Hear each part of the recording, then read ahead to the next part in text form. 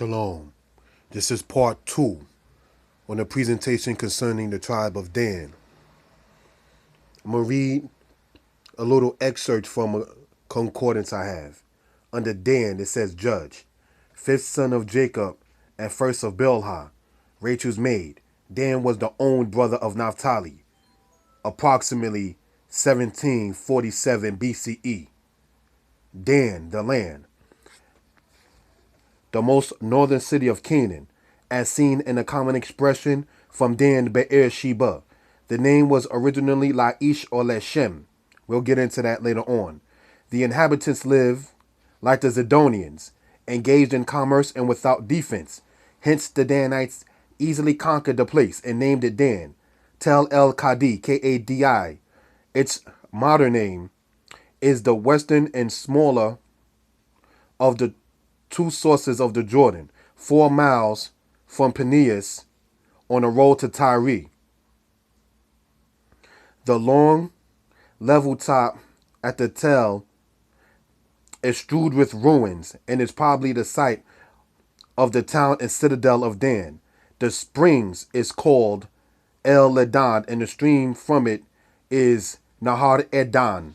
Now, one of the things I wanted to point out is that you will notice when you study about the archaeology and so forth of the ancient land of Israel, something I wanted to read scripturally that kind of shows exactly what happened.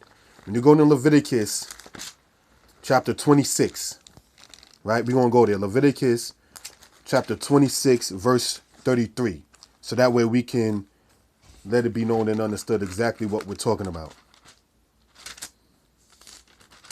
And it says this: and I will scatter you among the heathen, and will draw out a sword after you, and your land shall be desolate, and your cities waste. So when you read in archaeology now, and you talk reading about, oh, this is a wasteland and nothing grows from it, and some people's actually saying, is this the true land? We can't even see how a people live there. Is because of the idolatry that the ancient Israelites did. The Most High smoked the land. All right, so that's why it looks like that, like you see. So now, let's continue on, if we will. We're going to go, brothers and sisters, into the scriptures. Let's go to Joshua chapter 19, verse 40. We are in Joshua 19, verse 40. So that way we can gain some understanding concerning the house of the children of Dan. And it says, and the seventh lot came out for the tribe of the children of Dan, according to their families. And the coast of their inheritance was Zorah, and Eshtaol, and Ir Shemesh, and Sha'alabin, and Ayalon, and Yetla, and Elon, and Tim Natat, and Ekron, and El Taqwe, and Gibeton, and Baalat, and Yehud, and Bene Barak, and Gat Rimon, and Mir Yarkon, and Rakon, with the border before Yapho. And the coast of the children of Dan was too little for them. Therefore the children of Dan went up to fight against Leshem, and took it, and smote it with the edge of the sword, and possessed it, and dwelt therein, and called Leshem Dan, after Dan their father. This is the inheritance of the tribe of the children of Dan, according to their families, these cities with their villages. So I want to let it be known and understood exactly what in the world we was talking about. All right. So Joshua 19 is speaking emphatically about where the tribe of Dan was located in their lands and in their habitations. All right. So now let's continue on concerning this matter right here. Let's go into the book of Deuteronomy, chapter 10, verse 8. This is important, brothers and sisters, because this now gets into kind of like the meat of the matter of what we were talking about. All right. Now we are in the book of Deuteronomy, chapter 10, verse 8. And it says, at that time, the Most High separated the tribe of Levi to bear the ark of the covenant of Yah, to stand before Yah, to minister unto him, and to bless his name unto this day. Wherefore Lewi shall have no portion nor inheritance with his brethren. Yah is his inheritance according as Yah thy power promised him. So this right here is Deuteronomy chapter 10, verse 8 and 9. Distinctly shows you that the tribe of the Levites do not have their own set particular land in the land of Israel. They lived within the land of everybody else. So you had, when you go and read on your own accord into Joshua chapter 20, you had what they call the Levitical cities. All right. And then you had what they call the 6 cities of refuge.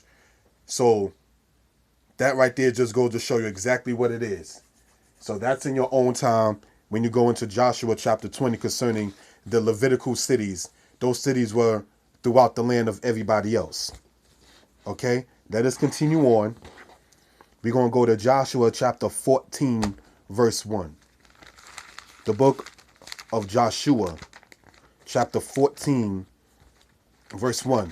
The point in going over much of this, and there's no offense intended to anybody else, is because when they speak about Dan, they usually go to Genesis 49, then they'll go to Revelation 7, then they'll go and read 89 other secular books that have nothing to do with the scriptures. We're going to let the scripture speak. We are the house of Israel. This is our record.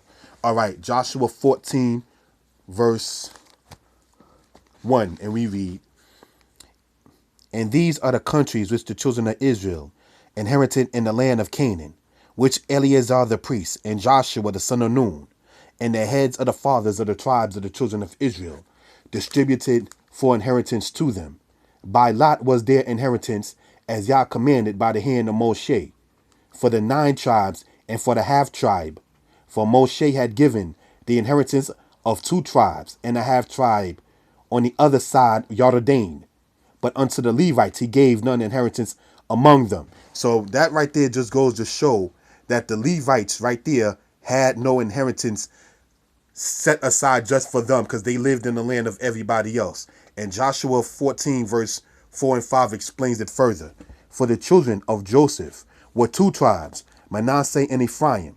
Therefore they gave no part unto the Levites in the land, save cities to dwell in, with their suburbs for their cattle and for their substance, as Yah commanded Moshe by the so the children of Israel did, and they divided the land." So this right here just goes to show you that when they got the land, you had Joseph in that aspect being 2 tribes, one being Manasseh, the other being Ephraim. And Ephraim and Manasseh are the children of Joseph. So now let's understand. We're going to go back to Joshua 14, but let's go now and read the book of Genesis chapter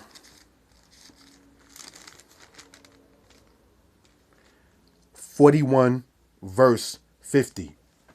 "And unto Joseph were born 2 sons before the years of the famine came, which Asenath, the daughter of Potipherah, priest of On, bore unto him.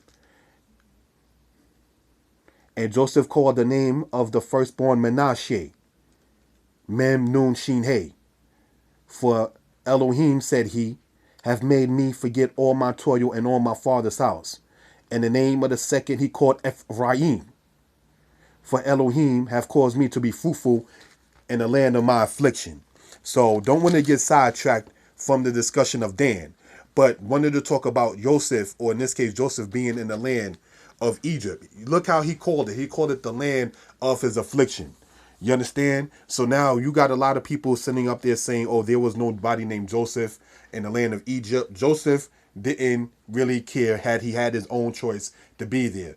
But as he told his brothers, the Most High, not you brothers, but the Most High sent me over here to do a particular deed. You understand? So that's where it boils down to with that. The whole situation with Joseph, the Hyksos, the situation with Joseph, who the pharaohs of the 12th dynasty, that's not the main subject of this presentation. This here is going to get back into the topic concerning Dan and the fact that the tribe of Dan is not destroyed. We're going to go back now, cross-reference again, into Joshua chapter 14. We are in Joshua 14. We're going to read verse 4 and 5 again. And remember, we already read Deuteronomy chapter 10, verse 8 and 9. So we're going to let the scriptural references speak for themselves. It justifies itself. "For the children of Joseph were 2 tribes, Manasseh and Ephraim.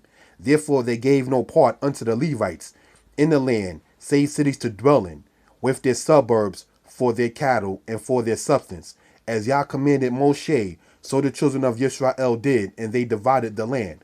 This right here just distinctly shows that Manasseh and Ephraim, the sons of Joseph, once it came down to the land inheritance, was considered and called two tribes. That's very important to let it be known and understood. It distinctly tells you that the Levites had no set apart land. Remember in Joshua 19, when we read that the seventh lot came for Dan, and then if you go all the way to Joshua 15, all the way to Joshua chapter 20, it talks about which lot came for which tribe, except for chapter 20, in that case, getting into the land where the Levites lived among everybody else. So let that be understood. All right, now, if we will, let's go, brothers and sisters, into the book of Jeremiah. We're going to conclude the part 2 in a minute. Jeremiah chapter 31, verse 37. So that way we can get into the meat of what we're speaking about. Because we gave the milk, now we're going to get into the meat of what we're talking about. We are in Jeremiah chapter 31, verse 37. And it says this: Thus saith Yah, if heaven above can be measured, and the foundations of the earth searched out beneath, I will also cast off all the seed of Israel for all that they have done, saith the Most High. This right here goes to show, it says if heaven above can be measured, then the Most High is going to destroy the seed of the house of Israel. Seed means that it's an offspring. It's a physical thing in that case. It's not a spiritual thing. He didn't say, I'm going to cut off the spirit of Israel. He said, if they can sit there and search out the heavens, he will cast off, that is to say, utterly destroy, get rid of, no longer in remembrance, the seed of the house of Israel. Israel is still in existence. They have not been able to measure out the heavens. And to show you not, back in the 1980s, when it says heaven, Shemayim is talking about in the Israelite understanding of outer space, or the world beyond the clouds. Okay? Now, right there in the 1980s, they were saying that Pluto was a planet. Then all of a sudden, some years after that, now they're saying Pluto, oh no, it's not a planet. It's a moon to another planet. And now we just found this about this galaxy and that about this one. That just goes to show you they're not able to measure it out because their science about what they call the outer space, they still wondering and finding things out. So that just goes to show you that they have not been able to measure it. Thus, the seed of the house of Israel is not destroyed.